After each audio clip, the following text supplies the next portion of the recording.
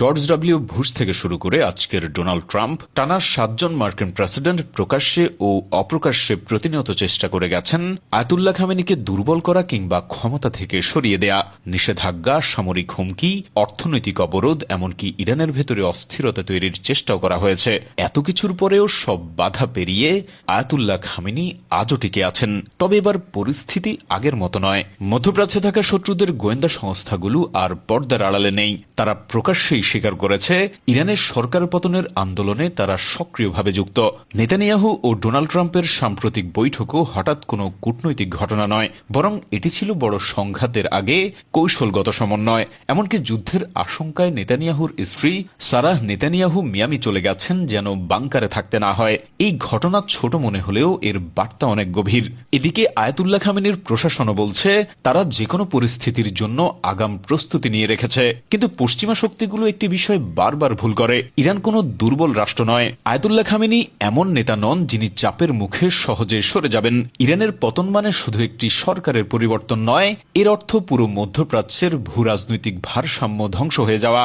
Iran চাইলে এক সিদ্ধান্তেই straight of Hormuz বন্ধ করে দিতে পারে। এরপর চুপ করে বসে থাকবে না, রেড সি অচল করার চেষ্টা চালাবে।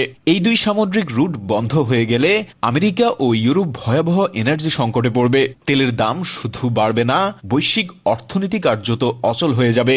এই আশঙ্কা থেকেই আমেরিকা আগাম প্রস্তুতি শুরু করেছে। ভেনেজুয়েলাকে চাপে রাখা তেলের ওপর দখলদার নীতি, চীনের সঙ্গে জ্বালানি চুক্তি বাতিলের চাপ, একই সঙ্গে রাশিয়ার তেলের ট্যাঙ্কার আটকে দেয়া, এসবই একই দাবার বোর্ডের চাল। এগুলো আলাদা ঘটনা নয়, বরং একটি বৃহৎ যুদ্ধ পরিকল্পনার অংশ।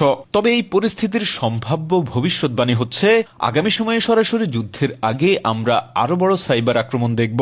ইরানের অভ্যন্তরে বিভাজন উস্কে দেওয়ার চেষ্টা আরো বাড়বে। মধ্যপ্রাচ্যে প্রক্সি ওয়ার ধীরে ধীরে প্রকাশ্যে যুদ্ধের রূপ নেবে।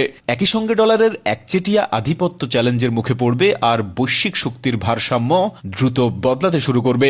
চীন ও রাশিয়া আপাতত নীরব, কিন্তু ইরানের পতন হলে এই নীরবতা তাদের জন্য আত্মঘাতী হয়ে উঠবে। কারণ এরপর আমেরিকার লক্ষ্য হবে একে একে সব প্রতিরোধের শক্তিকে ভেঙে ফেলা।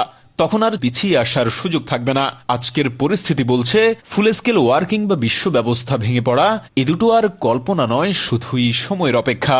বিশ্ব এখন এমন এক সন্ধিক্ষণে দাঁড়িয়ে যেখানে একটি ভুল সিদ্ধান্ত পুরো মানব সভ্যতাকে অনিশ্চয়তার দিকে ঠেলে দিতে পারে। তবে আমি ব্যক্তিগতভাবে চাই আমৃত্যু আয়াতুল্লাহ খামেনি ইরানের সুপ্রিম লিডার হিসেবে টিকে থাকুক। কারণ আজ তিনি শুধু একজন ব্যক্তি নন, তিনি একপাক্ষিক বিশ্ব ব্যবস্থার বিরুদ্ধে প্রতিরোধের প্রতীক।